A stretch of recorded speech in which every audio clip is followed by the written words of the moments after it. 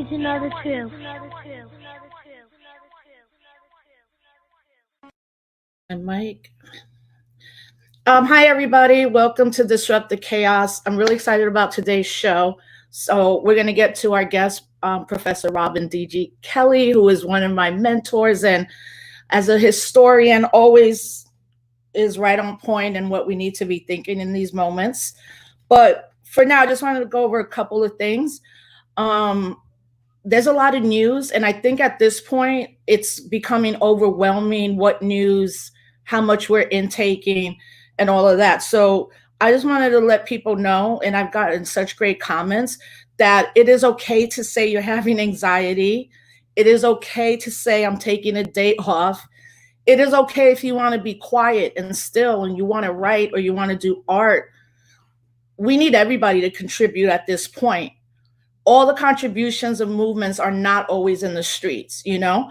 And we have to trust our young people right now, and they're holding it down for us right now in the streets. For some of us who can't physically be there, some of us are differently abled and protests are hard to go. Some of us who are just scared, you know, and we just have to understand that in any way we can contribute to this, and everybody should be okay with understanding, like, we're in a time of racial terrorism. We're in a time where we have the people running the government declaring war on us, using the military against us, and so many other things, right? So it's okay, you know, and it's okay if you need a therapist, and it's okay if you have to go on medication. These are things we need to talk about because what we're living is not okay. And I don't ever know if it's going to be okay. I think we normalize our oppression to the point that, don't close the door, babe. I think we normalize our oppression to the point that we feel like if we're not 100% on everything, that we don't count. And we totally do count in this moment. So I'm trying to get my husband over here before we go to, no, come here, dude. I literally I'm going to ask him 2 questions, and he stands up when I want to ask him 2 questions. But what I do want to say is we're recognizing right now that Florida is now the epicenter. Just today, there were 3,207 cases just diagnosed today. Right now, we are talking about 25 million people being unemployed, 1.5 million just in this week. We're seeing 5 cases of Black men committing suicide by tree, like 5 Black men in 10 days. I guess we're supposed to believe that they all committed suicide and chose a tree hanging for themselves to commit suicide. We really need to look at that. We really need to interrogate that, because 2 of the families of the first 2 men that have been found are asking for more investigations. And I was watching David D's feed today. David D is a hip hop journalist, or the hip hop journalist. I call him a hip hop media archivist. He was showing pictures of an effigy that was in Merritt Park today, and that's in Oakland, California. You know, right now corporations are saying Black Lives Matter, but laying off Black workers who organize, not giving them health care, all of that. We know that's happening. And then I think yesterday was very hard for a lot of people to see not only Rayshard Brooks being killed, but to see that the police stood on one of the police stood on his shoulders. Another one kicked him. That drive-through was crowded and bullets hit other cars. One particular family who was here visiting and their baby was in the car, who are also traumatized by not only seeing what happened, but by a bullet or bullets going into their car at a drive-thru in Wendy's.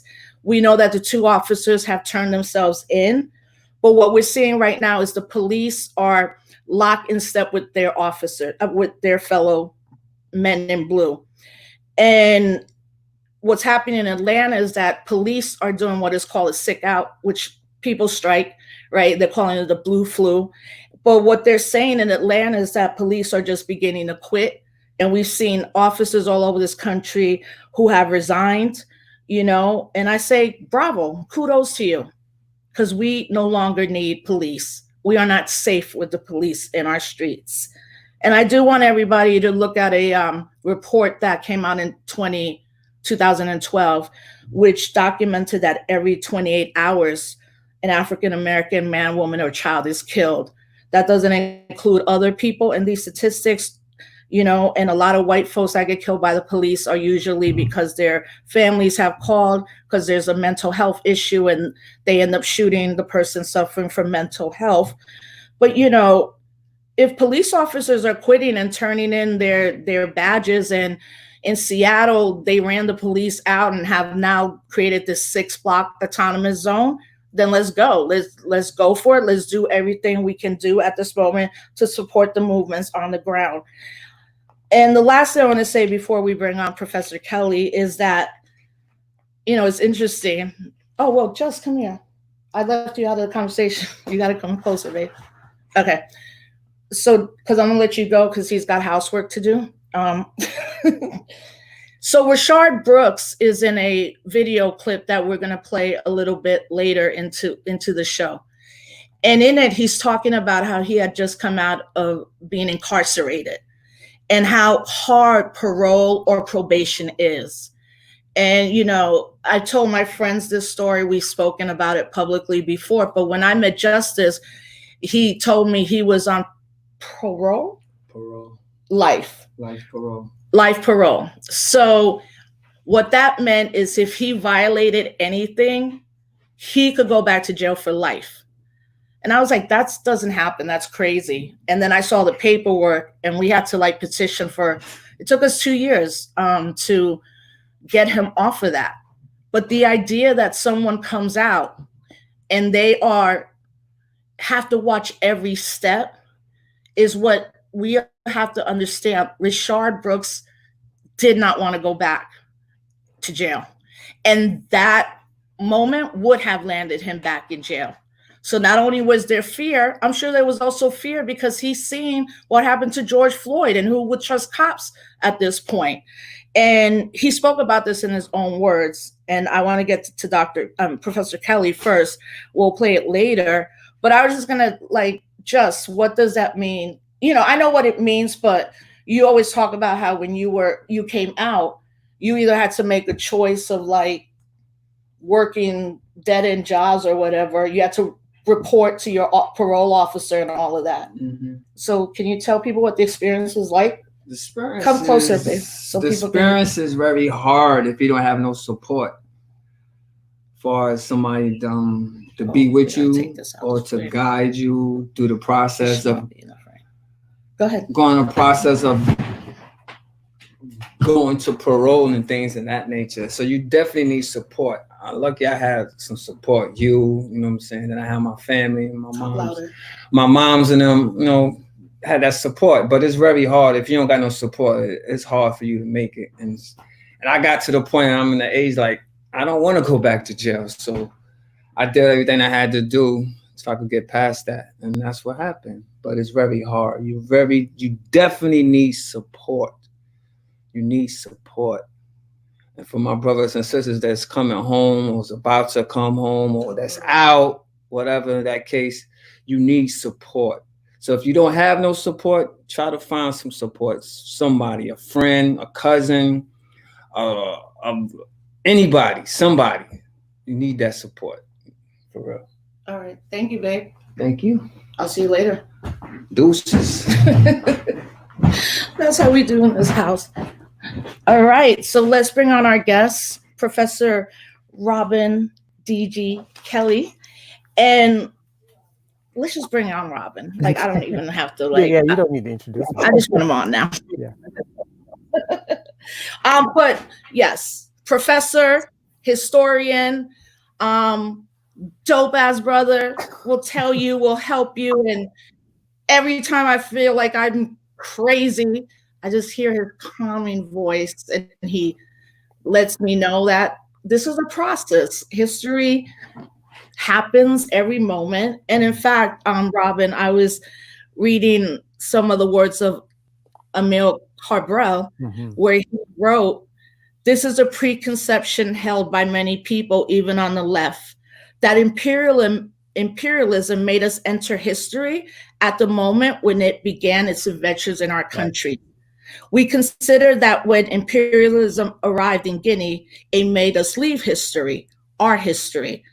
The moment imperialism arrived and colonization arrived, it made us leave our history and enter another history. Right.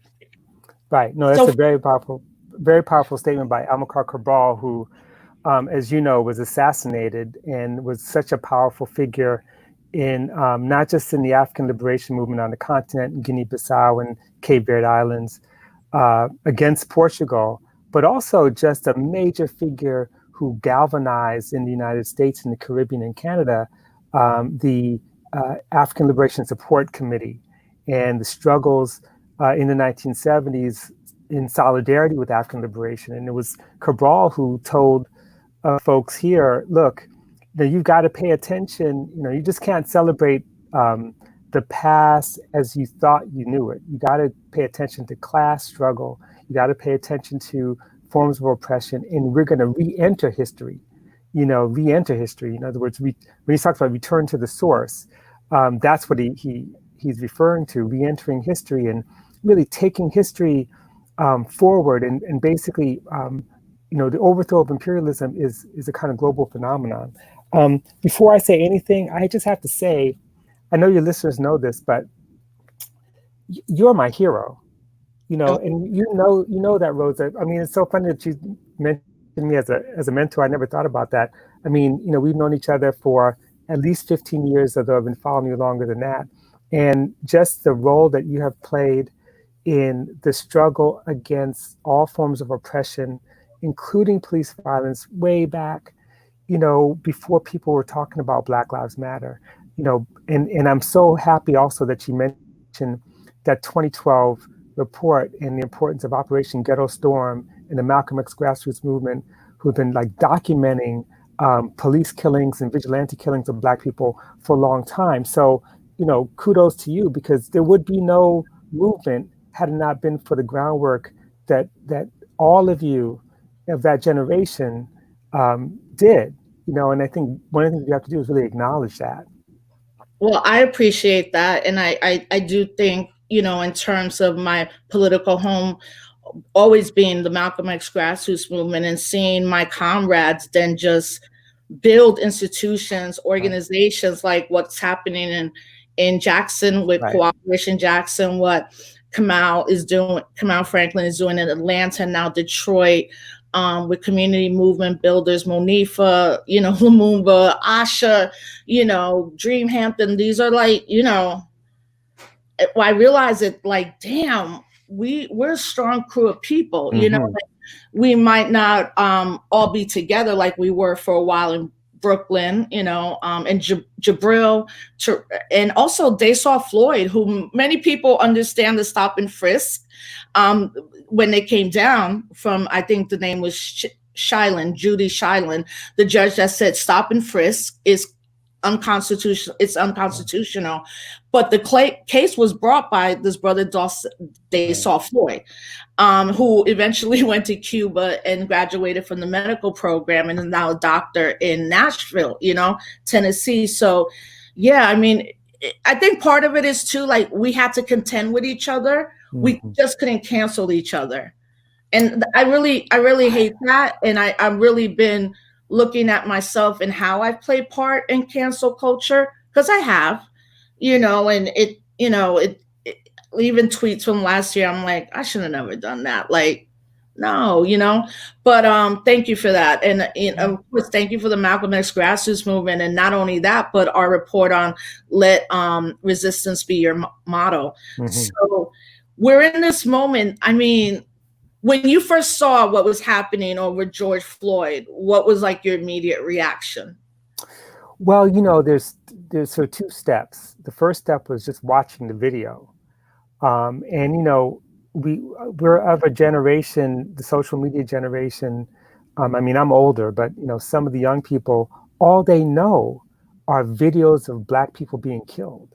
I mean, that's their entry point. And this one reminds us, and we'll talk about Rayshard Brooks later, but it reminds us that what makes these videos so horrific isn't the point of expiration, isn't the point of death. It's the last moments of George Floyd's life alive, where here he is begging for his life. And you hear him in the last minutes before he expires, before that cop takes his life, he's, summoning his mother, and before that, he is doing everything you're supposed to do. That is, he's using the honorific sir. He's saying sir to cops. Now we know there's a long history where Black people have been killed for not using the word sir, period. He's doing everything he can do. And so what you see is a very clear lynching in public, in broad daylight, and being captured on video with officers, all four officers, not once feeling like they're doing anything wrong, because in a sense they're not. They are protected by a system that wants them to engage in forms of terror. That's what the cops do. So they're doing their jobs. Now, then the thing that happened so swiftly was from that moment, within days, not even days, within a day, the streets are just filled with people. I mean, I think, trying to understand what brought people out into the streets on this occasion. Certainly, there's a lot of things that happened before that. The story about Breonna Taylor being killed in her bed in Louisville, Kentucky, an EMT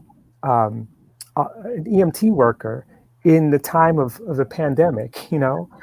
Then you have Ahmaud Arbery lynched publicly, and you see this video of him fighting for his life. And that video is so shocking to me, because I was thinking about this.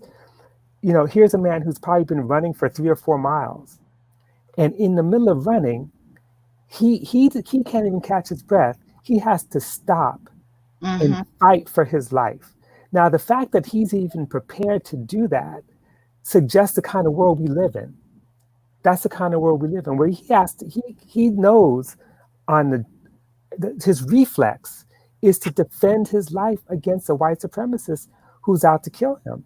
I mean, so all that combined, created it was like the spark that brought out what I think is the most significant, most massive, most consequential insurrection against police violence, against state violence that we've ever seen. Now, the one thing I just want to emphasize, which is why, beginning with Malcolm X grassroots movement, beginning with the precedents, is important, because when people came out into the streets, they didn't come out simply saying justice for George Floyd, because that's typically what we hear. And I mean, they said that too. I mean, of course, we want justice for George Floyd. They didn't do that. They came out with slogans and signs and claims and assertions and demands that called for a complete remaking of America, of this capitalist world we live in.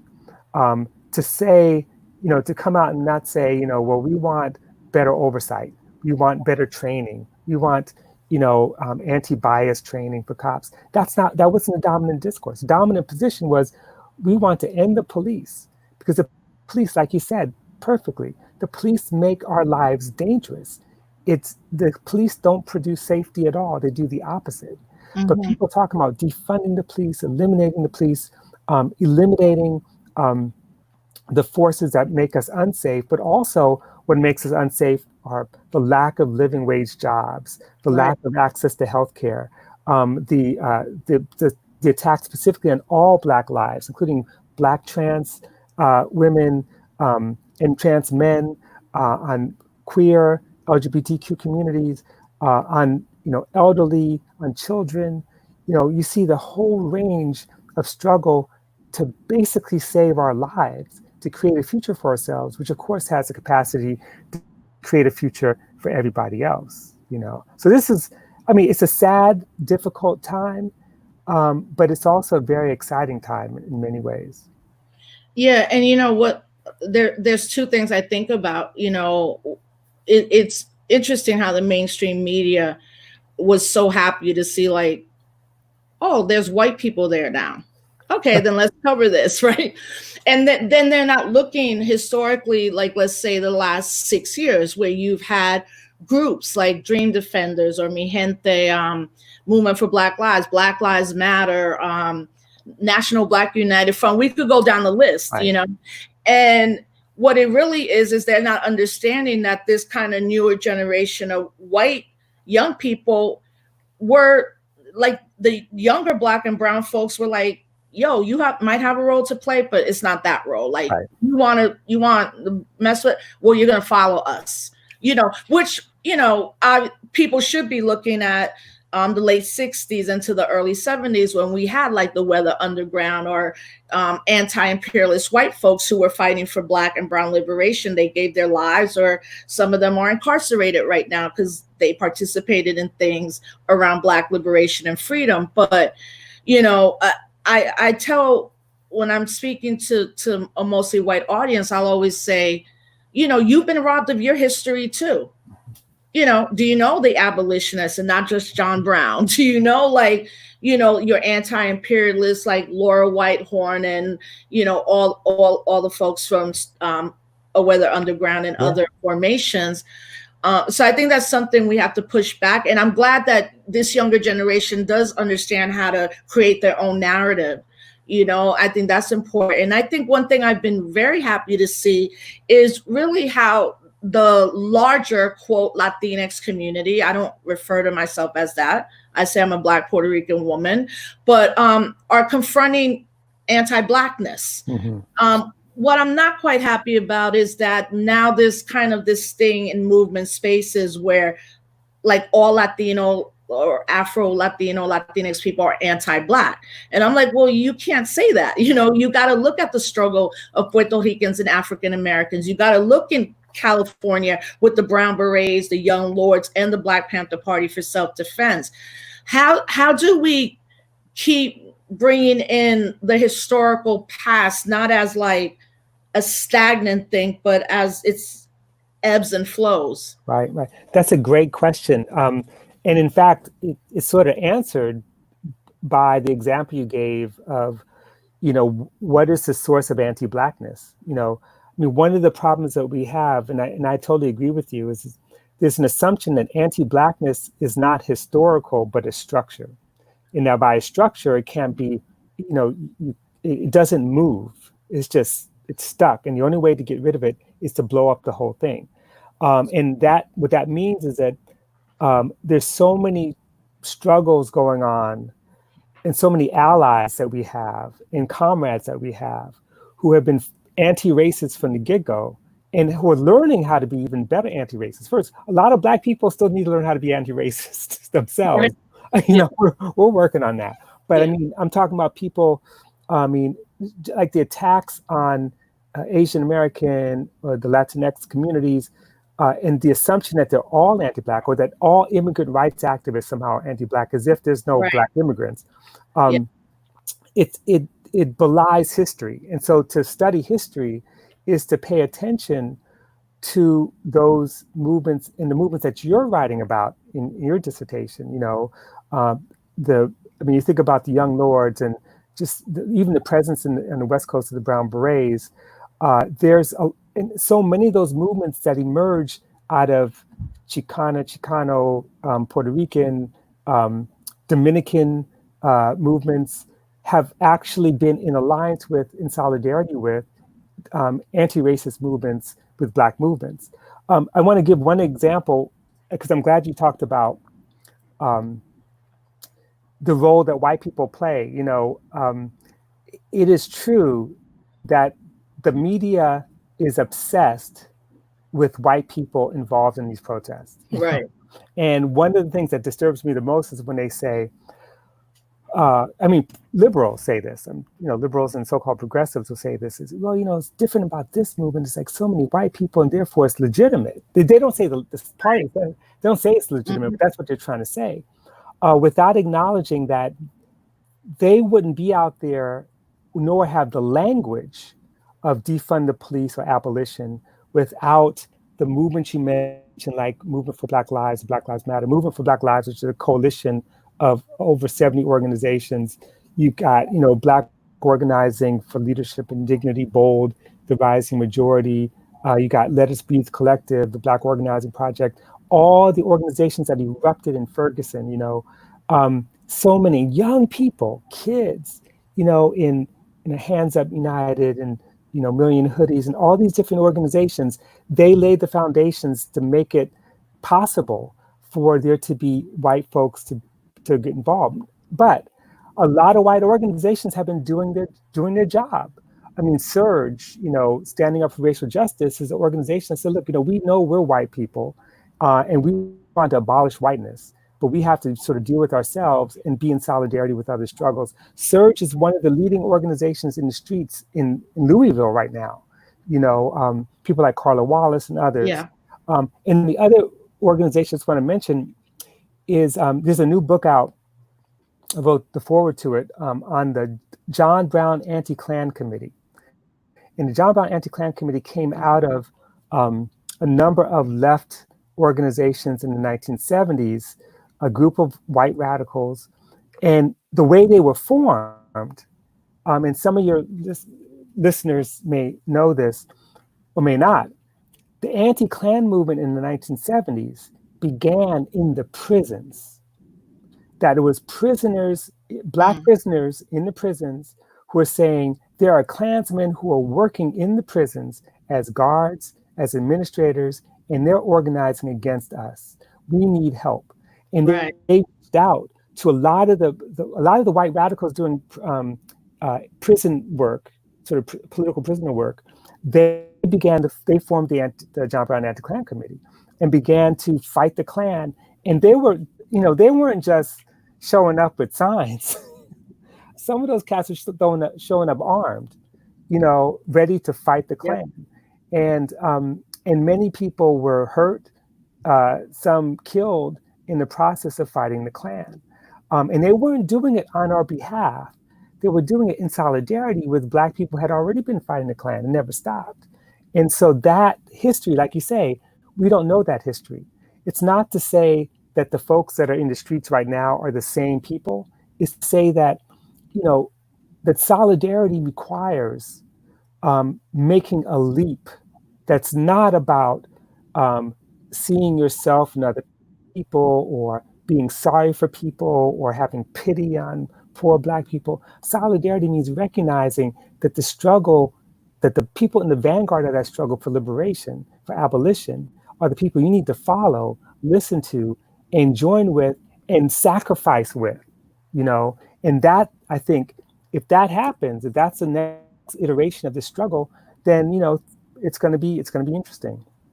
Yeah. And, I think one thing that might be missing in the larger conversation right now is how are people behind the walls suffering from the COVID-19 crisis? But now, I think about all the prisons here in upstate New York, and I'm like, definitely some of those guards are going in like probably just straight hating on brothers and sisters on some anger, or they feel they're being egregious as white men, and I think we have to do better on that. I think we have to keep raising up the fact that we have political prisoners that have been in jail for 50 years who literally gave up their lives. Jalil Muntekin being one of them, who has COVID-19. He was paroled in late April, but our Black Attorney General, Letitia James, did not allow that parole to go through. So there's like a lot of critique there on what does it mean to have Black and brown elected officials? But I was just reading a story here in Albany. So Albany, for those that don't know, is the state capital of New York. It's 2.5 hours out of New York City. There's two other big areas, Troy and Schenectady. They make up what is called the capital region. And I live 1 mile away from the state capitol and the governor's mansion and stuff. Not that that matters, because that area is very economically resource and it's poor, and African American and a large growing Dominican population and Vietnamese population are really, I mean, the conditions here are pretty horrific. If you just go in one street, what we call Arbor Hill, all you see is abandonment, no food, no grocery or anything. But a couple days ago, there's a militia that tried to get up in a Black Lives Matter rally in Troy, New York.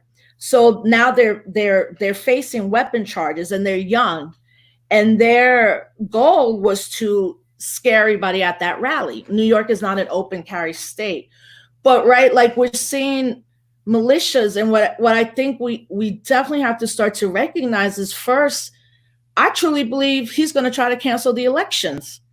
Whatever. I mean, like, if he doesn't get removed now after whatever he said to China, like, he might just probably cancel elections. What does that look like? People are like, could not happen. Well, he shouldn't have happened. We've had him here. But and I also think about what happens when he most likely loses. What are white supremacists going to do the next day? Because honestly, they've been kind of silent. And I think, honestly, they're training. And we see them here in Albany. They're called the Proud Boys. If anybody heard about the Proud Boys, they were founded here in Albany, New York. We're in New York State. You're in Cali, where two of these Black men were found hung in Southern California. What would you say that we should be looking at when we talk about the long struggle against racist terror? Right. Well, again, if you look back in history, that was to you. I'm sorry, Robin. What do you think we should know? We should be looking at. Right. Yeah. You got me. No, definitely. If you look back, these periods of open democratic struggle have always been followed by a fascist turn. I mean, what we're looking at is the real, elements of fascism are already here. And certainly elements of fascism have been in the United States from its inception, because fascism as a system was already practiced in the form of colonialism. It's only when the fascism is turned toward Europeans that it becomes fascism, that it becomes identified and labeled as such. And so it's the same thing with the United States. What we're looking at in the near future is the possibility of a fascist takeover. And even if it doesn't, even if it's not, called for by the president, even if there is what appears to be a kind of so-called peaceful transition. It's funny we're talking about that as peaceful transition. I think there's still going to be that kind of backlash. That backlash is inevitable. The question is, how are we going to handle it? And I love the fact that you also talked about, the repression in the prisons, in the prison guards, because prison guards unions are like police unions. Right. They also have elements in their contracts to protect themselves in case they engage in forms of violence that are, all forms of violence, that are, inhuman or violation of the Eighth Amendment. They have protections to keep their jobs. Like prison guards and police officers, so much of the union is about the right to be violent without consequence. Now, of course, the powers that be, capital, elements of the federal government, they actually like that fact. Municipalities don't mind paying out huge sums of money for settlements for police misconduct, because A, they could borrow the money and fleece poor people to get the money. That's another story. We could talk about that. But also because the police and prison guards have a function in our society, and that is to terrorize people. That, if they were kinder, nicer, gentler, and humane, they could not do their job, which is to protect property and to punish people who step out of line, And so that's what they do. So to go back to the prison guards, there's no such thing as a progressive prison guard union, like there's no such thing as a progressive police union. And so if we think about what a fascist turn might look like, who do you think will be on the side of the militias? Right. I mean, it's not as if, oh God, we got to keep the police going because, we're going to have to protect ourselves from the militias when they rise up. Who are in these militias? Many of them are ex-military people. Yeah. We know the brother the cop who got shot, the black man in Oakland, he was killed by a member of the Boogaloo Boys. Yeah. And he had served in the military, So these are scary times. We have to defend ourselves and protect ourselves. And these hangings, by the way, there's no possible way that you can have this many hangings.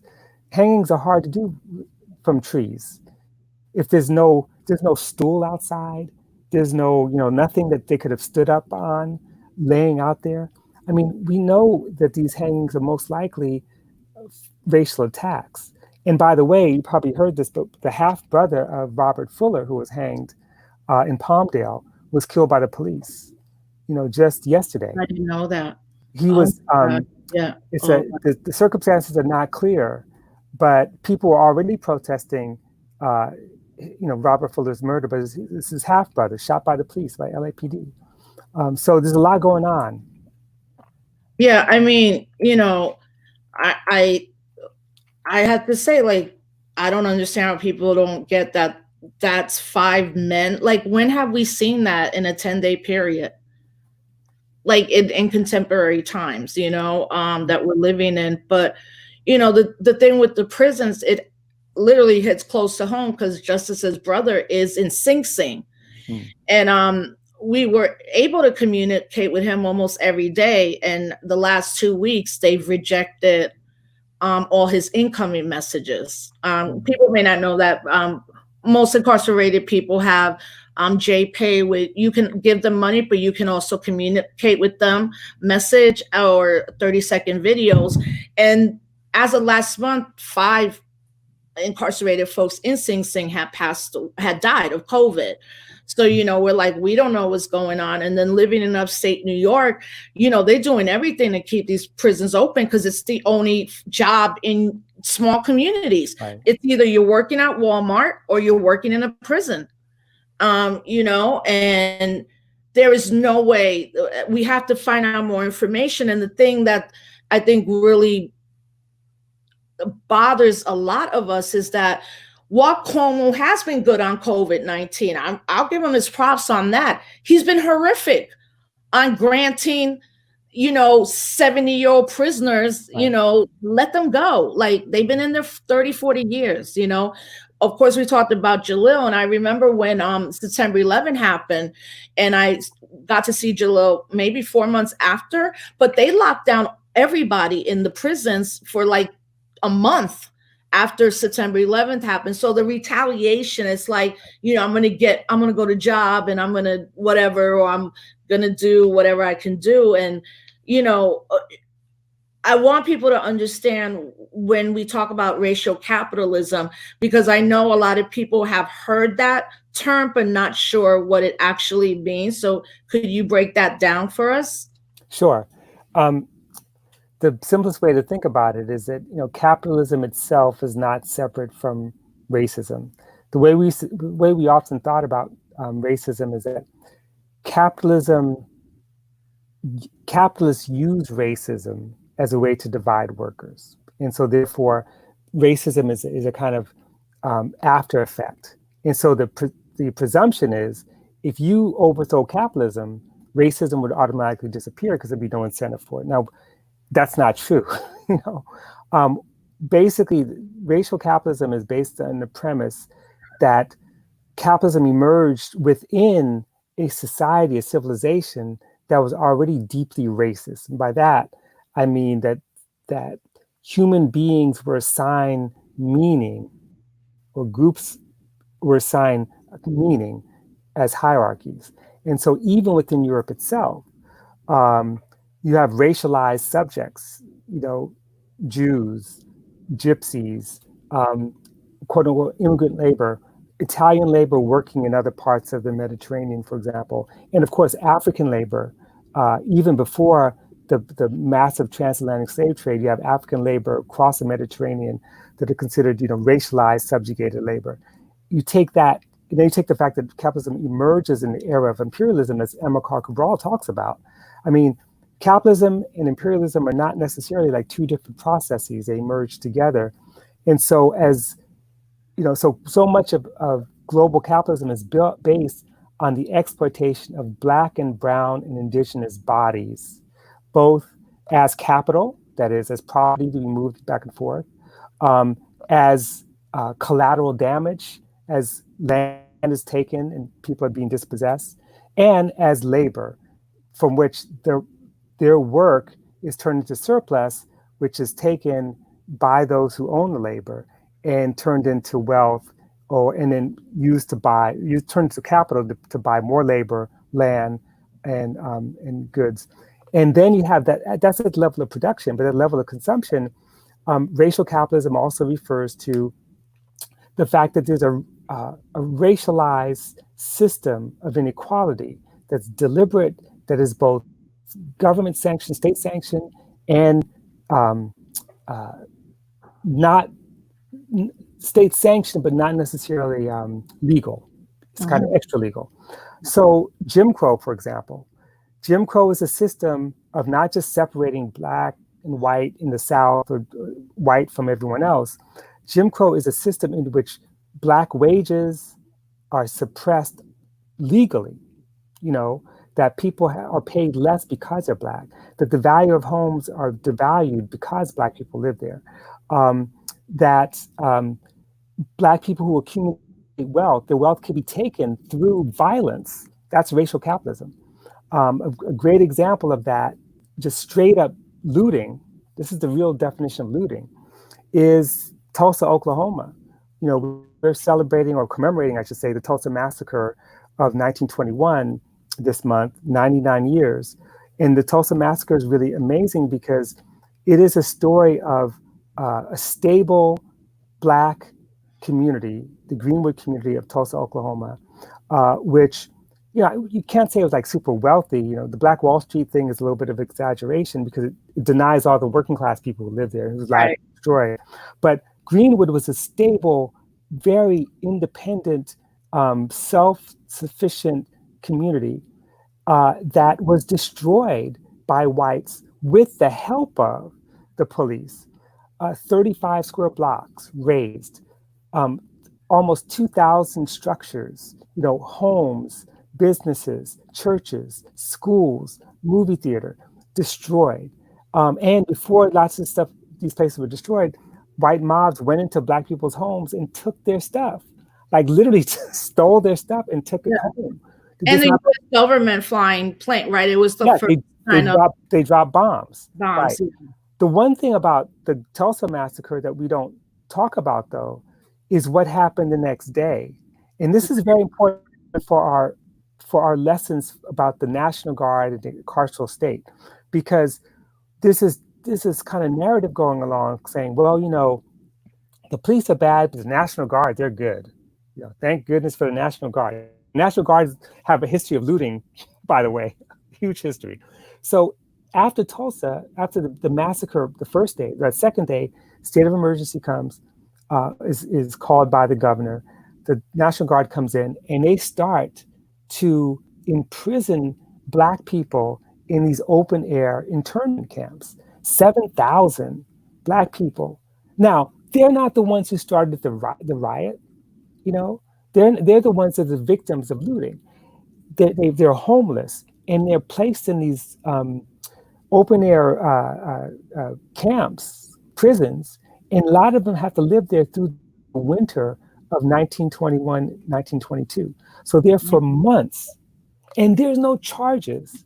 So this it wasn't just the theft and destruction of a community, it was literally the incarceration of a huge portion of that community and the torture that proceeded after that, So, I mean, that's in some ways an extreme version of racial capitalism, but it's something that's not in the past. It's something that goes on to this very day.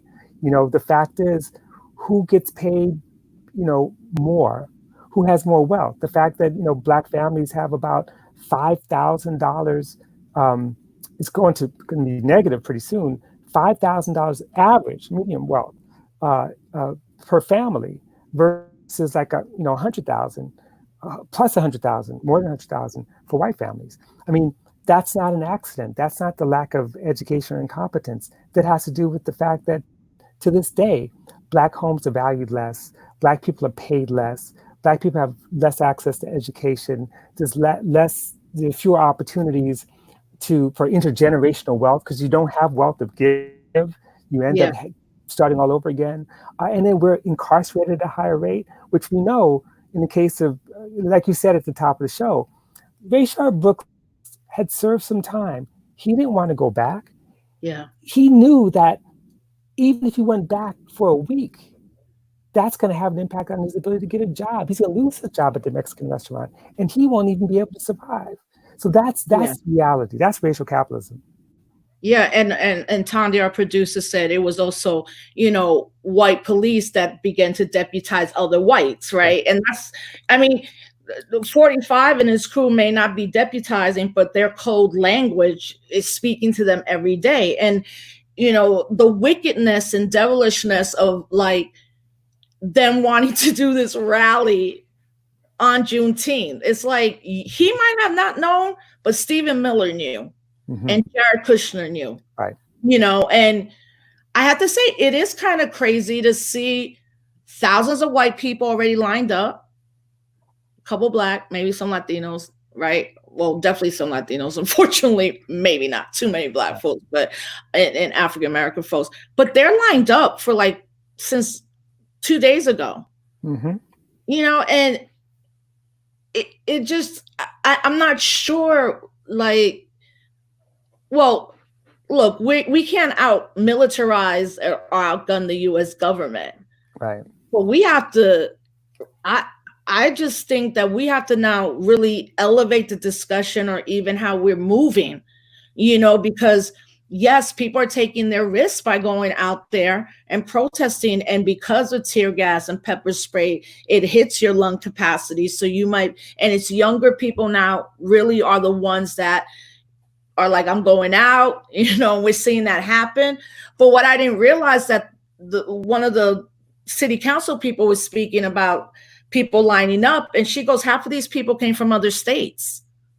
So there's people flying in from New York and Texas to be at a rally where there's a risk, right? Exactly. And protesters are taking a risk too, but we're taking a risk for freedom, but we're going to lose some folks. And I think it just speaks to really how particularly millennials are like, the planet is dead. I don't know where I'm going to work. College, now COVID, and I wonder what you think about and how we have to really address, not address younger people, but what do we need to be telling them for them to realize that this is also like a commitment? You have to make a commitment to that struggle, and you might sacrifice. I think they probably know the sacrifice part, but I don't know. What would you say to like a younger generation? Yeah, no, it's a good question because I deal with young people all the time here at UCLA, and then I've got kids. Right. Got too many kids. But they're amazing. They're amazing, and I feel like I'm learning from them. Mm-hmm. Like I'm the student of these young people, and what these young people are teaching me are just a couple of things. One, that they see an opportunity for real abolition. They're learning a language of abolition. Yeah. And they see that it's possible. And you're right, they're sacrificing a lot. But this is a generation that's willing to sacrifice a lot. The fact that, I got students who basically, this quarter said, I'm not going to class, I'm not going to school because it's too, there's a struggle going on right now, and I need to be part of that. So they're sacrificing a lot. They're not necessarily a generation that's saying, I need to get paid. I need to get credit. I need to be famous. But they're saying something's happening. I want to be a part of that. The other thing is that their definition of abolition and defunding the police is one where they're able to see the insanity of what we call the police for. The insanity, like in the case of Rayshard Brooks, the insanity of having to call the police because someone is sleeping in his car, as if the police have anything to do with that.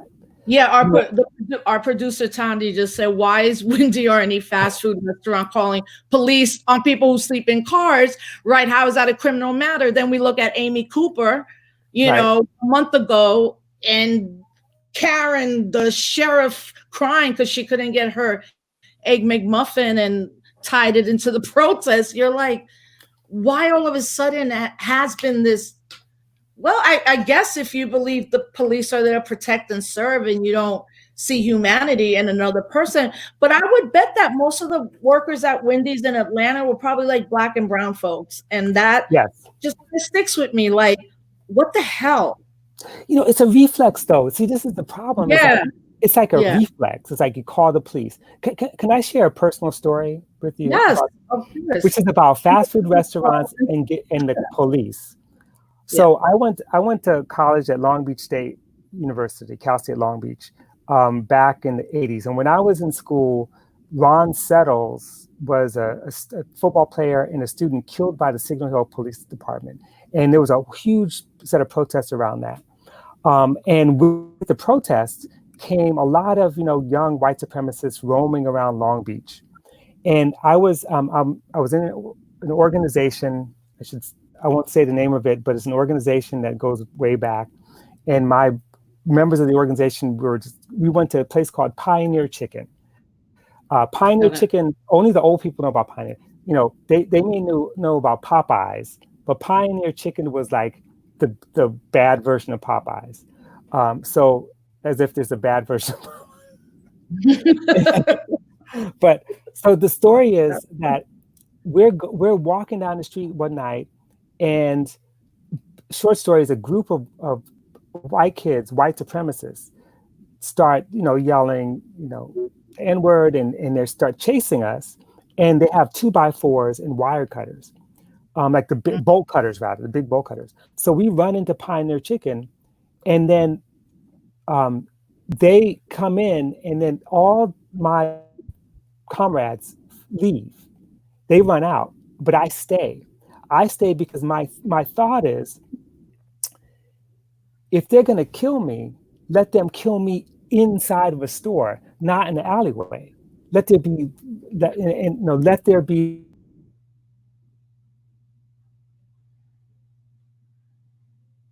not Black. There were these two white girls working there, and I'm in the corner, and they come in, and I'm fighting for my life. This is August of 1981, and they're beating me over the head, right? And I go unconscious, and then they leave. I wake up, I have injuries. I end up being hospitalized. But what happens? I wake up, and I'm clear enough to tell the workers. I said, lock the door. I said, lock the door so they don't come back. And she said to me, well, we can't because it's business hours. So she witnessed me get my ass kicked by 6 white boys, right? In 1981. It just so happens that there were 2 queer white women sitting in a car who had a CB radio who called the police. It was the weirdest thing. So the police show up, and I end up going to the hospital. And then the weird thing is, this is coincidence. I don't want anyone to think this is like a conspiracy theory, because it really is coincidence. Right. So I come out the hospital, I have a broken arm, concussion, and it's not a bad break. It's more like a fracture. And so, by the way, Johnny Cochran, who we know Johnny Cochran from the OJ, well, Johnny Cochran was my lawyer. Because he was dealing with Ron Settles' case. He was dealing with all cases of police violence and state violence. And he was Geronimo Pratt's lawyer too. And he fought that until Geronimo came out. So exactly. Johnny Cochran. he was amazing. But he took my case against the white boys. But then what happened was 1 month later, almost to the day, I'm in Bellflower, California, visiting my then fiance, and I'm walking. And long story short is the police, Lakewood Sheriff, show up, and it's dark outside. I'm trying to catch a bus, and I hear this, "Stop what you're doing, drop your package." And it's my briefcase. I was a nerd. I had a legal briefcase full of like Lenin, Marx, So I dropped the case, and they came after me, threw me on the ground. My arm's in a little cast thing. They threw me on the ground, and they don't beat me, but they drag me down. They push my face against the ground, and then say, what are you doing? I said, "I'm trying to catch my bus. What are you doing?" And they said, "Well, you started running." I said, "I'm running after the bus." I said, "Well, criminals run." They took my bag, dumped all my books in the mud, and then threw it on the corner, and then got in the car and drove off. Right? And then at that moment, it was a neighborhood full of undocumented families. All these, like mostly Mexican origin, Central American families came outside and helped me pick up my stuff, like just out of the mud. And so this happened with these two events, which are connected, happened within a month's time in 1981. And the point is, to go back to the whole question about fast food, you've got a situation where, because it's Black people being beaten by white people, the white people in the fast food restaurant wouldn't call the cops. Not to say that I needed the cops, but the point of the matter is that it was like the opposite. It was like flipped. Right. And meanwhile, the cops could see me, of course, as they always do, as a Black person running down the street, must be committing a crime. And it took an undocumented, vulnerable population to come out and help me. And so I'm in tears. Right. And so that is our experience in a nutshell.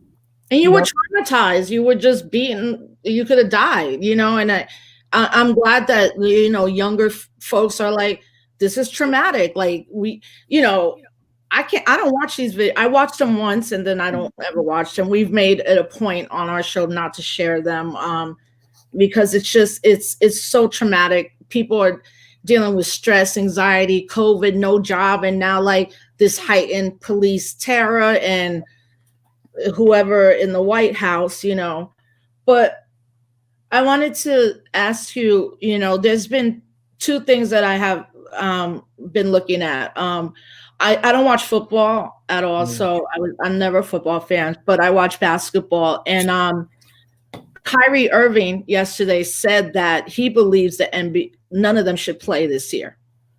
That playing and will be kind of like America, people watch sports to get away from reality. And Kyrie Irving said, no, we shouldn't even be playing the rest of the year, period. And now I think the NFL might have to cancel their season, but which I appreciate that someone like Kyrie Irving could say, nah, it's not just about wearing a t-shirt. There's a movement happening. We have to like stop what we're doing and be with this movement. But I also see how particularly capitalism is realigning at this moment, and how we have, I cannot go a day without 20 emails in my inbox. It could be a makeup company to soap to Amazon, Black Lives Matter. I even got this thing from Walmart today, like Black Lives Matter. And I'm like, what is happening? Like, right, they're realigning. The corporations are understanding now, wait, Black money matters, right. And we're already in deep shit with the system, but they're aligning, which then puts, I think, workers, especially Black and brown workers, in a very messed up condition, because you see some organizations aligning with these corporations right now. Right. So it could be, I do have a critique on that. Like, how do we align ourselves with Amazon? Right. Shouldn't we be out here being like, yo, Black Lives Matter? Not really. Right. Or the co-optation, but also on top of that is the police are realigning propaganda. Okay, we'll get on a knee now, but we won't ever mention Colin Kaepernick or let him play again. How, what do you think of, I mean, am I right first about this like kind of quick realignment where they're like, yo, right now, this is what's going on, and we got to talk about Black Lives Matter, even if we didn't believe it. We don't really believe it. But how are we going to be able to fight not only this like capitalistic realignment, but also how do we fight that propaganda? Right. No, it's great. All of a sudden being like our friends and wanting to hug us and, cry with us. Well, that's a great question. I mean, we saw this in the 60s, same thing. During the 60s, there was this realignment where capital was claiming Black this, Black that. I mean, the first Black Power conference in 1967 was underwritten by Clairol. I mean, they were interested in that, in whatever is Black, because they knew they had a new consumer base. So yes, we've seen this before. It's going to happen again. The second part of what you talked about is so important, and that is the way that these corporations are not just using the rhetoric, but putting money into organizations, and they accept it. And this is the thing. I mean, this is even before George Floyd. Remember, one of the big splits in some of the Black Lives Matter formations, and you know about this because you and Dream were always on the right side of history, always on the right side of history. But when people are like, well, we need to get that grant money, we need to get there, such and such company is about to give us a grant and a gift. It's like, you be careful what you ask for, because if you're accepting, if Amazon is willing to give out money, charity money, to support Black social justice organizations, but not support its workers, not fire people who are trying to organize, you can't be a part of that. If Nike is going to do that and still use sweatshop labor, I mean, I think about how I wrote about this not a few years ago with respect to so many of the Black hip hop heroes that we love and know, who made the mistake of making money off of sweatshop labor, in Central America. And we have to have consistent politics. And that's why to try to fight for real justice is not to do so on the wings of capital. It just doesn't go together, because what you're doing is you're legitimizing companies that are killing us in other ways, Yeah. And unless we have a strong labor movement, Right. what's going to happen is you're going to have a split between those who claim to be social justice, taking the corporate money, and those who are trying to fight for basic workers' rights and better conditions against those who are getting the corporate money. And so people have to decide what side they're on. Yeah.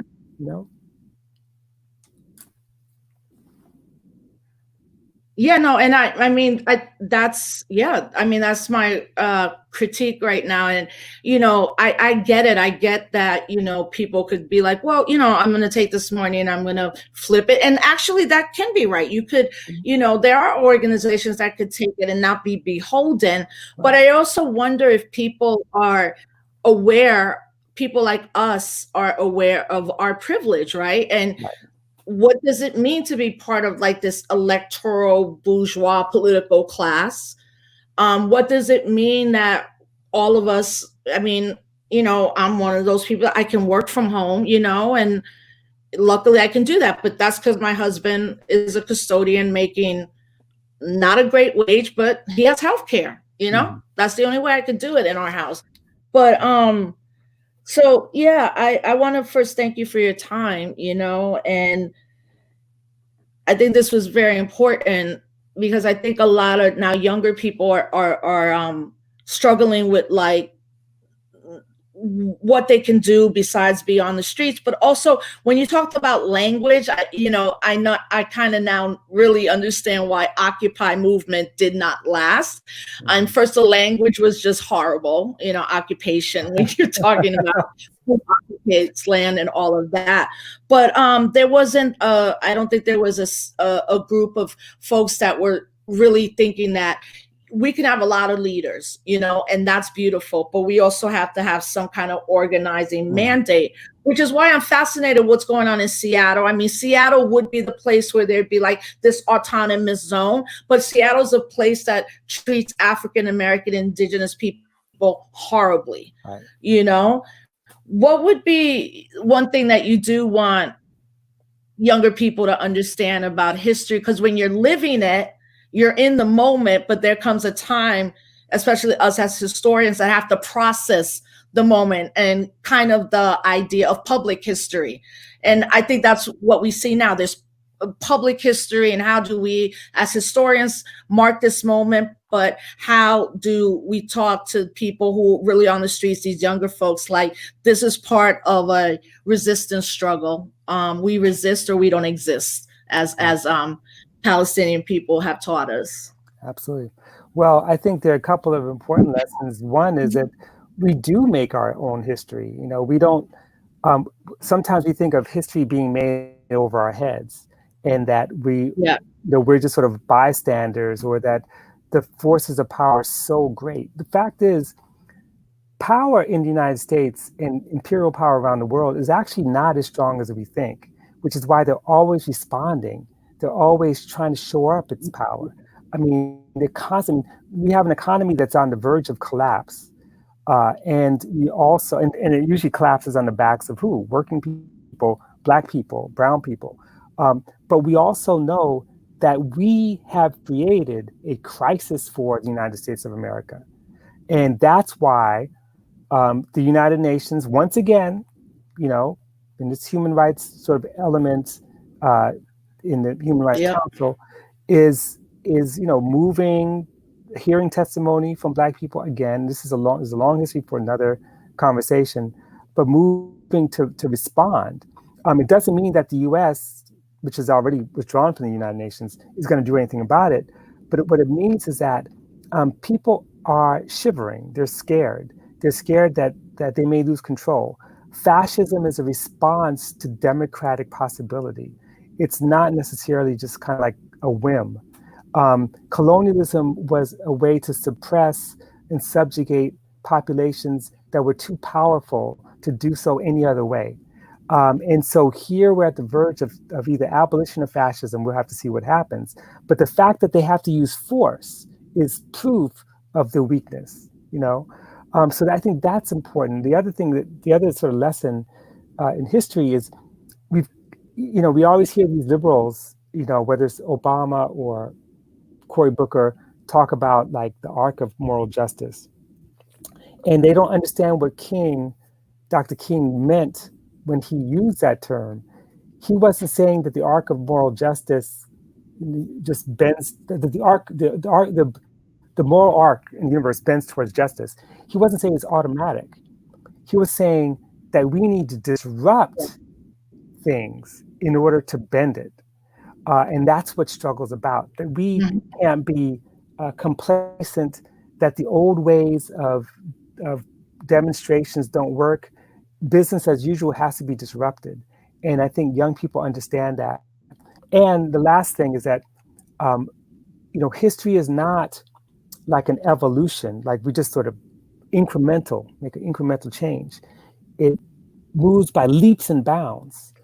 And so we're in the middle of a leap and bound right this minute to see what's going to happen. The police, as we know it, may come to an end or may get worse, but it's not going to be a slow process. You know, it's revolutionary. Yeah. So I guess they didn't think through when they sent the military out on last month or 2 Mondays ago. You know, they didn't think through that part, that you might be at this moment oppressing, but you added more fuel to like art and I think it was important for people to see like this is what they'll do. You know, they will tear gas their own kids that look like them.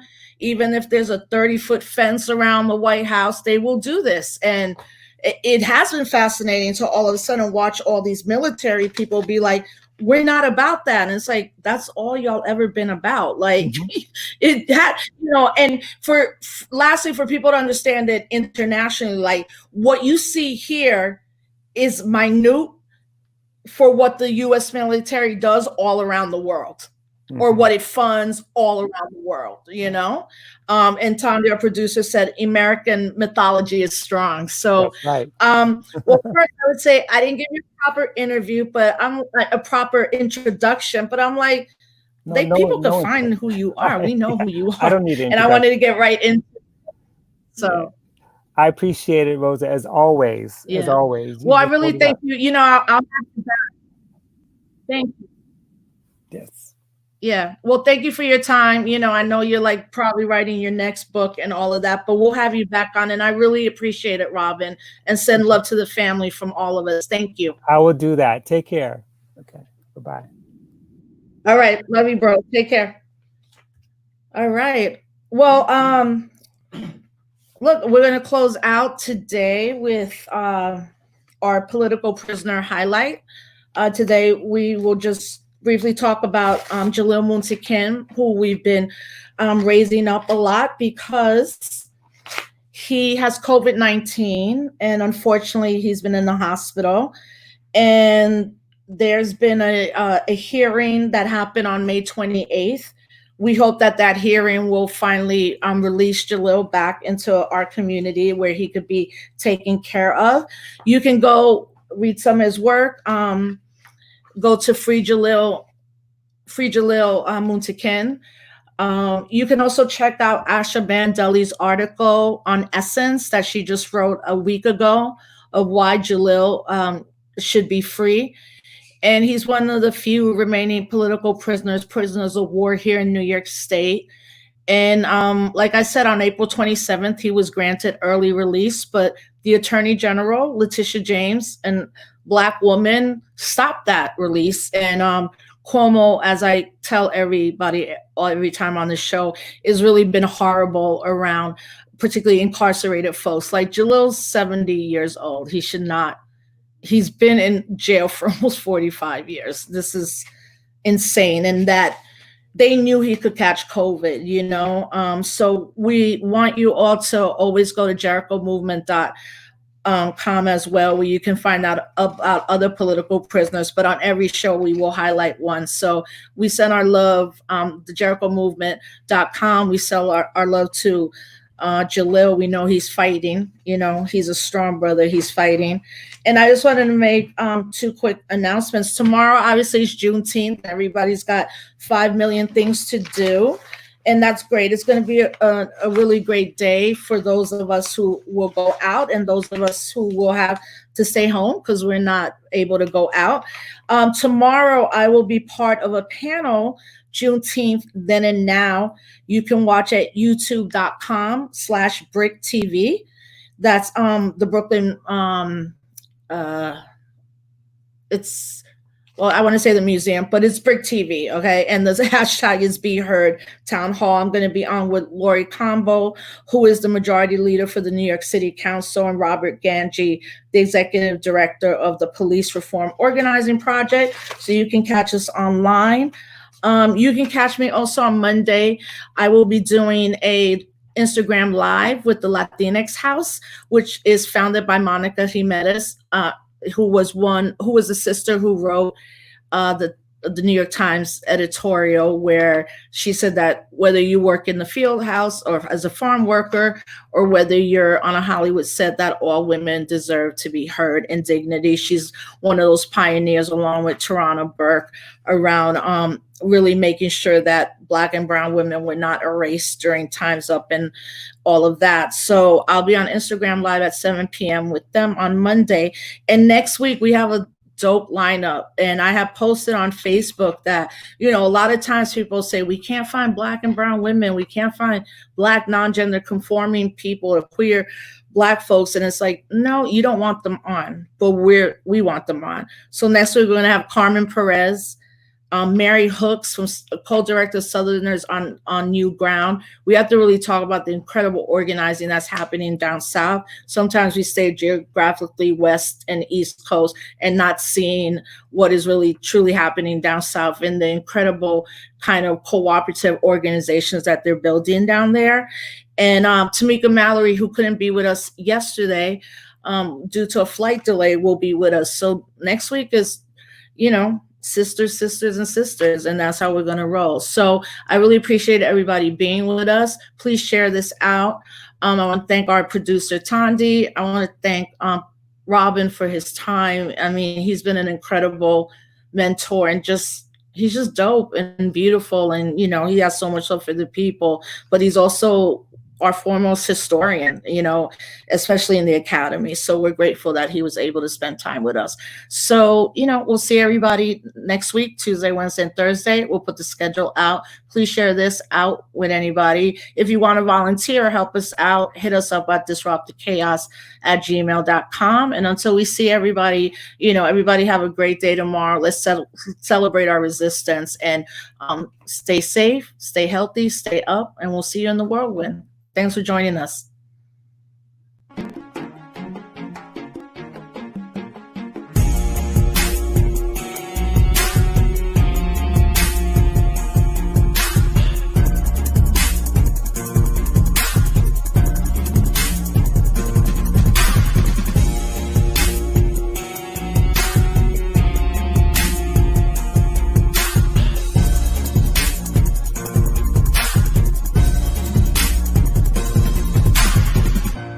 They don't want you to know the truth.